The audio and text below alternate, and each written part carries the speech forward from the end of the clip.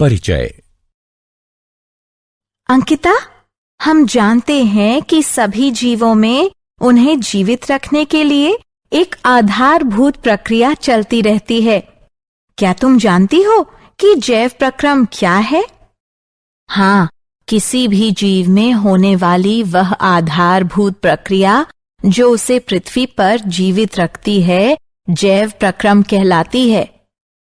बिल्कुल सही। सभी जीवों में जीवन को बनाए रखने के लिए विभिन्न प्रकार की प्रक्रिया चलती रहती है। इन सभी प्रक्रियाओं के लिए ऊर्जा की आवश्यकता होती है। जीवों को यह ऊर्जा शरीर के बाहर से भोजन के रूप में मिलती है। तो आओ इस विषय में विस्तार से चर्चा करें। उद्देश्य।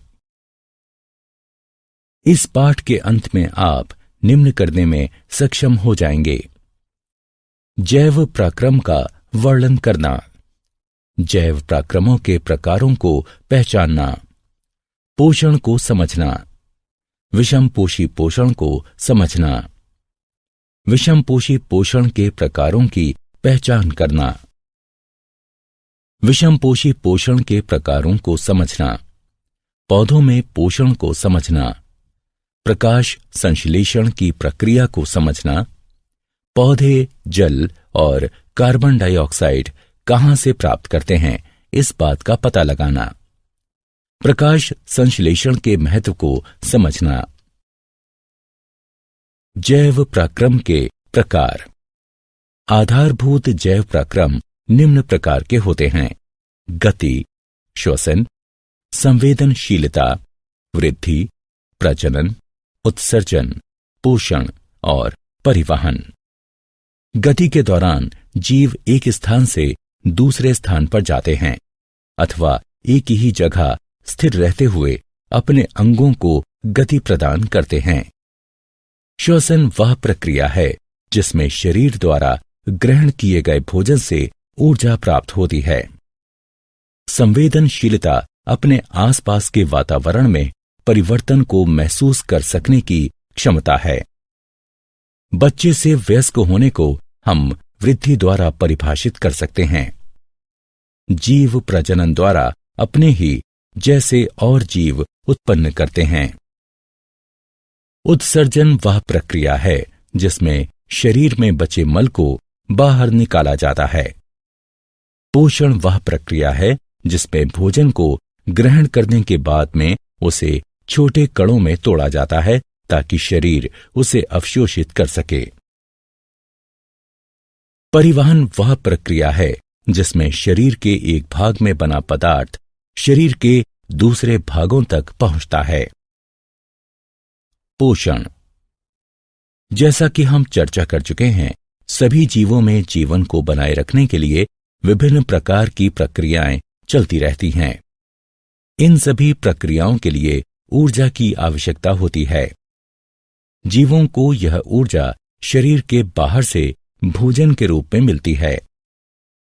भोजन ग्रहण करने और उसको प्रयोग में लाने की प्रक्रिया को पोषण कहते हैं।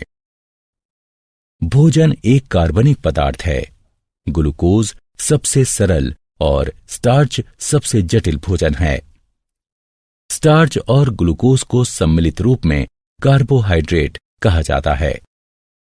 जब हमें तुरंत ऊर्जा की आवश्यकता हो तो हमें भोजन के रूप में कार्बोहाइड्रेट लेना चाहिए। कार्बोहाइड्रेट के अतिरिक्त भोजन में वसा, प्रोटीन, लवण, विटामिन तथा जल भी होना चाहिए, क्योंकि ये सभी जीवों की सामान्य वृद्धि और विकास के लिए अनिवार्य रूप से आवश्यक हैं। पोषण के साधन। किसी जीव द्वारा भोजन को प्राप्त करना उस जीव के पोषण का साधन होता है। तत्वों और ऊर्जा की सामान्य आवश्यकता सभी को होती है, लेकिन सभी में इसकी पूर्ति अलग अलग तरह से होती है। इसीलिए हर जीव के पोषण का ढंग अलग होता है।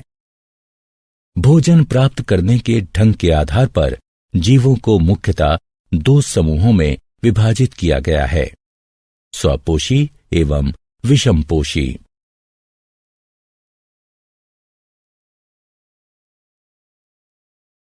स्वपोषी पोषण। स्व का अर्थ स्वयं और पोषी का अर्थ पोषण है, अर्थात स्वपोषी का अर्थ है अपना पोषण स्वयं करना। स्वपोषी पोषण पोषण का वह प्रकार है जिसमें जीव अपने आसपास के वातावरण में उपस्थित अकार्बनिक पदार्थों जैसे कार्बन डाइऑक्साइड और जल से अपने भोजन का निर्माण स्वयं करता है। हरे पौधे स्वपोषी होते हैं। स्वपोषी साइनोबैक्टीरिया भी इसी प्रकार अपना पोषण करते हैं। इसलिए हम कह सकते हैं कि वे जीव जो कार्बन डाइऑक्साइड और जल से अपना भोजन स्वयं बनाते हैं स्वपोषी कहलाते हैं। स्वपोषी जीवों में हरे रंग का रंजक क्लोरोफिल पाया जाता है जो सौर ऊर्जा को अवशोषित करता है। स्वपोषी जीव अवशोषित सौर ऊर्जा का उपयोग प्रकाश संश्लेषण द्वारा कार्बन डाइऑक्साइड और जल से ग्लूकोज बनाने में करते हैं। प्रकाश संश्लेषण प्रक्रिया का समीकरण ये है। विषमपोषी पोषण। विषम का अर्थ अन्य और पोषी का अर्थ पोषण है, अतः इसका अर्थ है अन्य स्रोतों से अपना पोषण करना। विषमपोषी पोषण पोषण का वह प्रकार है जिसमें जीव अपने आसपास के वातावरण में उपस्थित अकार्बनिक पदार्थों जैसे कार्बन डाइऑक्साइड और जल से अपने भोजन का निर्माण नहीं कर सकता और अपने अपने भोजन के लिए दूसरे जीवों पर निर्भर रहता है। अधिकतर जीवाणुओं, कवक और पशुओं में इसी प्रकार का पोषण होता है। वे जीव जो अकार्बनिक पदार्थों जैसे कार्बन डाइऑक्साइड और जल से अपना भोजन स्वयं नहीं बना सकते तथा भोजन के लिए दूसरे जीवों पर निर्भर रहते हैं, विषमपोषी कहलाते हैं। विषमपोषी वह उपभोक्ता है जो अपने भोजन के लिए दूसरे जीवों पर निर्भर रहता है। विषमपोषी अपने भोजन के लिए स्वपोषी जीवों और दूसरे विषमपोषी जीवों पर निर्भर रहता है। विषमपोषी पोषण के प्रकार। विषमपोषी निम्न 3 प्रकार से अपना भोजन प्राप्त करते हैं: मृतजीवी, परजीव, होलोजोइक। मृत का अर्थ नष्ट हो चुका और जीवी का अर्थ आश्रित है, अर्थात ये वो पोषण है जिसमें जीव पोषण के लिए नष्ट हो चुके कार्बनिक पदार्थों जैसे सड़ा हुआ पौधा अथवा मृत पशु पर आश्रित रहता है। जैसे कवक तथा बहुत से जीवाणु मृतजीवी होते हैं। पर का अर्थ दूसरों पर और जीवी का अर्थ आश्रित है। परजीवी वह जीव होता है जो वृद्धि, भोजन और आश्रय के लिए किसी दूसरे जीव पर निर्भर रहता है, लेकिन अपने पोषक की उत्तरजीविता में कोई सहायता नहीं करता, जैसे प्लाज्मोडियम, कुस्कुटा, फीता कृमि इत्यादि। होलों का अर्थ ठोस पदार्थ और जोइक का अर्थ पशु है, अर्थात ये वो पोषण है जिसमें भोजन के रूप में जटिल कार्बनिक पदार्थों का अंतर्ग्रहण किया जाता है, जैसा कि सभी पशु करते हैं, जैसे मनुष्य, श्वान, मवेशी, अमीबा।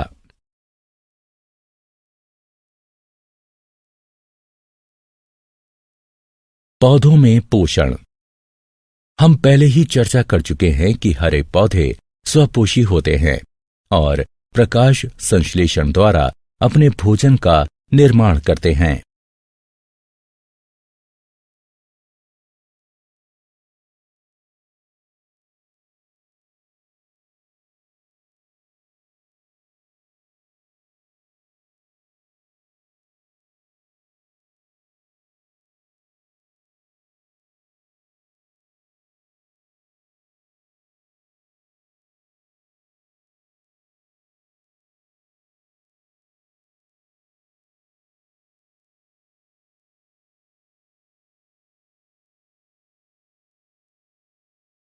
प्रकाश संश्लेषण।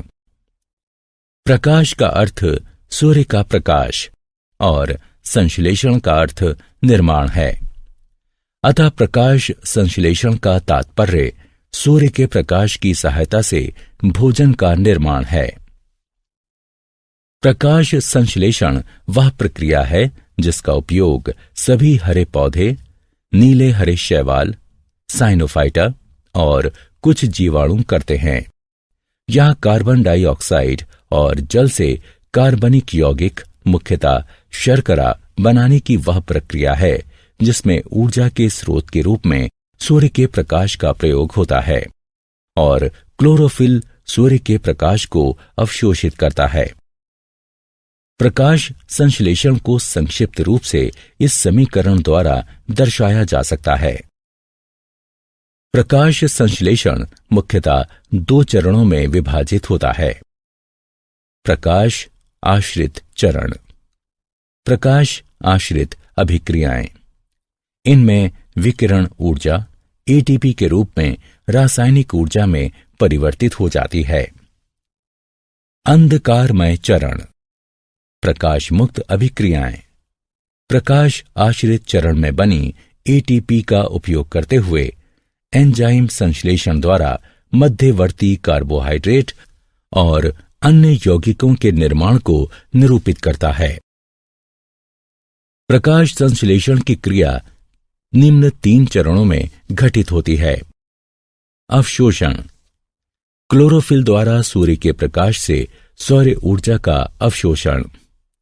रूपांतरण, सौर ऊर्जा का रासायनिक ऊर्जा में परिवर्तन। सौर ऊर्जा द्वारा जल का हाइड्रोजन और ऑक्सीजन में टूटना। अपचयन, हाइड्रोजन द्वारा रासायनिक ऊर्जा का उपयोग करते हुए कार्बन डाइऑक्साइड का अपचयन करके ग्लूकोज जैसे कार्बोहाइड्रेट का निर्माण।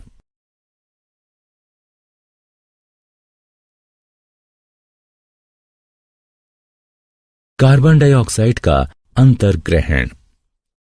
कार्बन डाइऑक्साइड वायु स्टार्चन में ही उपस्थित है। हरे पौधे पत्तियों की सतह पर उपस्थित सूक्ष्म छिद्रों की सहायता से वायु से कार्बन डाइऑक्साइड लेते हैं। ये सूक्ष्म छिद्र रंध्र कहलाते हैं। कार्बन डाइऑक्साइड रंध्रों के द्वारा पत्तियों में प्रवेश करती है। प्रत्येक रंध्रीय छिद्र एक जोड़ी द्वार कोशिकाओं से घिरा होता है।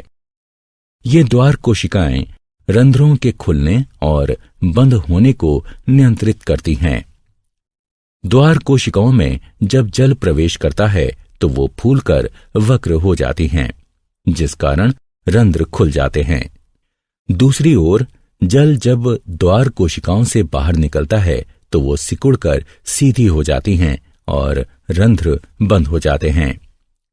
जैसे ही रंध्र खुलते हैं, वायुमंडलीय कार्बन डाइऑक्साइड उनमें प्रवेश करने लगती है।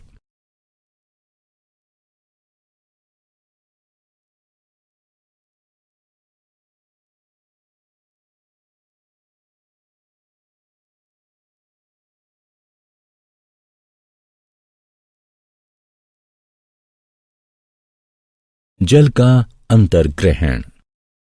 पौधों में प्रकाश संश्लेषण के लिए आवश्यक जल पौधों की जड़ें परासरण द्वारा मिट्टी से अवशोषित करती हैं। पौधों की जड़ों द्वारा अवशोषित जल जाइलम नलिकाओं द्वारा पत्तियों में उपस्थित प्रकाश संश्लेषीय कोशिकाओं में पहुंचता है, जहां उसका प्रयोग प्रकाश संश्लेषण में होता है।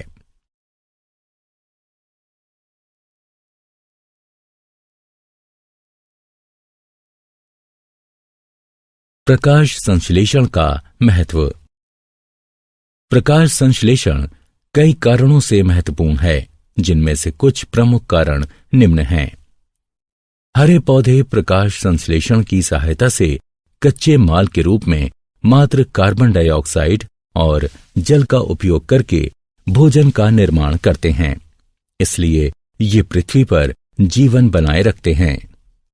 प्रकाश संश्लेषण की प्रक्रिया में ऑक्सीजन का उत्सर्जन होता है, जो पशुओं और मनुष्यों के लिए आवश्यक है। जीवाणुओं को भी श्वसन के लिए इसकी आवश्यकता पड़ती है। ईंधन के जलने में ऑक्सीजन की आवश्यकता पड़ती है। जीवाश्म ईंधन जैसे कोयला, तेल और प्राकृतिक गैस, ये सभी संरक्षित सौर ऊर्जा हैं जो करोड़ों वर्ष पहले प्रकाश संश्लेषण द्वारा बनाए गए थे।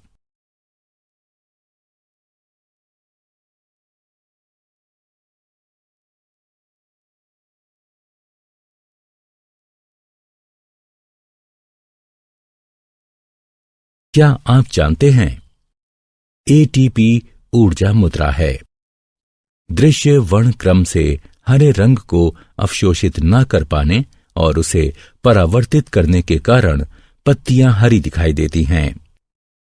नीला और लाल प्रकाश प्रकाश संश्लेषण के लिए सबसे उपयुक्त है। प्रकाश आश्रित अभिक्रियाएं क्लोरोप्लास्ट के थाइलेकाइट में होती हैं।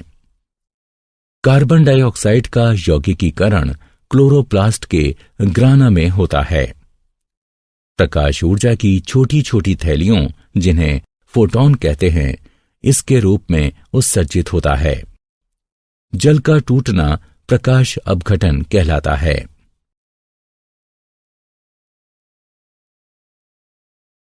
सारांश। आइए हमने जो कुछ सीखा है उसे संक्षेप में दोहराएं। जीवित रहने के लिए प्रत्येक जीव को विभिन्न ऊतकों की प्रत्येक कोशिका में ऑक्सीजन, जल तथा भोजन की आवश्यकता पड़ती है। जीवन को बनाए रखने के लिए अनिवार्य रूप से आवश्यक विभिन्न प्रक्रियाएं जैव पराक्रम कहलाती हैं। गति, श्वसन, संवेदनशीलता, वृद्धि, प्रजनन, उत्सर्जन, पोषण और परिवहन प्रमुख जैव पराक्रम हैं। जैव पराक्रमों के चलते रहने के लिए प्रत्येक जीव को ऊर्जा की सतत आवश्यकता होती है। जीवों द्वारा पोषक तत्वों के अंतर्ग्रहण, उनके उपयोग, साथ ही श्वसन के कारण ही ऊर्जा मुक्त होती है। पोषण के प्रकार के आधार पर जीवों को स्वापोषी और विषमपोषी इन दो समूहों में बांटा जा सकता है। स्वपोषी पोषण में जीव बाह्य ऊर्जा स्रोत जैसे सौर ऊर्जा का प्रयोग करते हुए सरल अकार्बनिक पदार्थों से उच्च ऊर्जा युक्त जटिल कार्बनिक पदार्थ बनाते हैं। विषमपोषी पोषण में जीव दूसरे जीवों द्वारा निर्मित जटिल पदार्थ का अंतर्ग्रहण करता है।